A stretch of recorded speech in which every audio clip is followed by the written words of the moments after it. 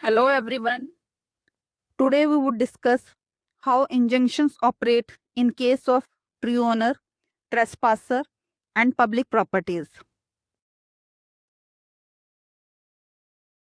As we have earlier understood, an injunction is an equitable remedy governed mainly by Specific Relief Act 1963.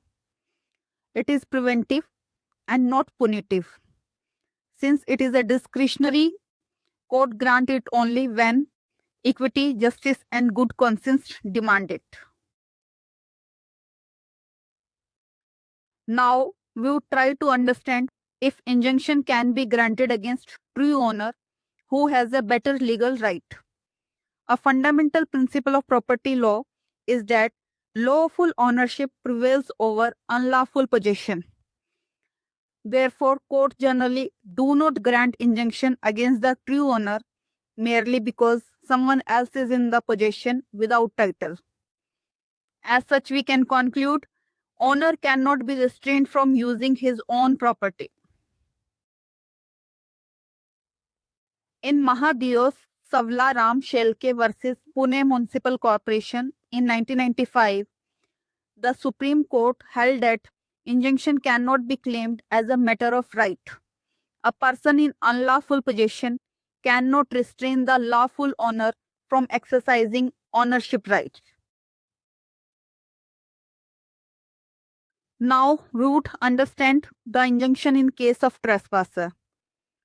Though the trespasser has no legal right, however, there is an exception that has been made by law in case the trespasser is in settled possession. Law protects the possession against forcible dispossession.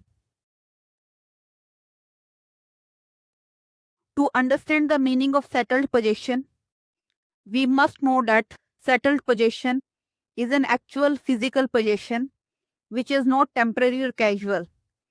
It must be held for longer period and should be known to the true owner. The law discourages self-help and violence even by the rightful owner. In Rame Godwa versus M. Vardoppa Naidu, Supreme Court has held that a trespasser in settled possession can seek injunction against forcible dispossession. The true owner must follow due process of law to recover possession. The situation was further clarified in Anthula Sudhakar versus P. Buchi Reddy in 2008, where Supreme Court held that if the possession is established, injunction may be granted even without deciding the title.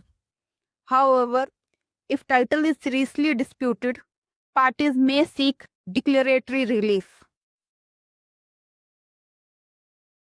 Now, we will try to understand if injunction can be granted to the encroacher of public property. Encroachment of public property stands on a different footing as the public property is held in trust. Therefore, court shows no leniency in favor of encroacher and take a strict view on this.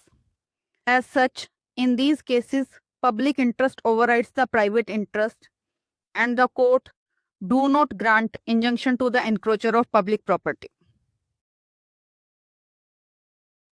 In Jagpal Singh versus State of Punjab in 2011, the Supreme Court strongly condemned encroachment on public land and held that no injunction should be granted even if the encroacher has been in possession for a long time. As such, we have learned that the possession may be protected in limited case. For example, in case of trespasser with a settled possession. However, unlawful occupation, especially of public property, has never received the court protection.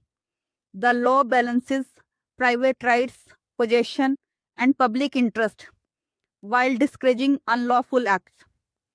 To conclude, we can say that injunctions are granted based on equity and justice. This is all for today. Thank you. This series would be continued further to explain important aspects of injunction. This would be helpful to all the individuals, including professional in legal fields. Do continue to watch our series and share your feedback by way of comment.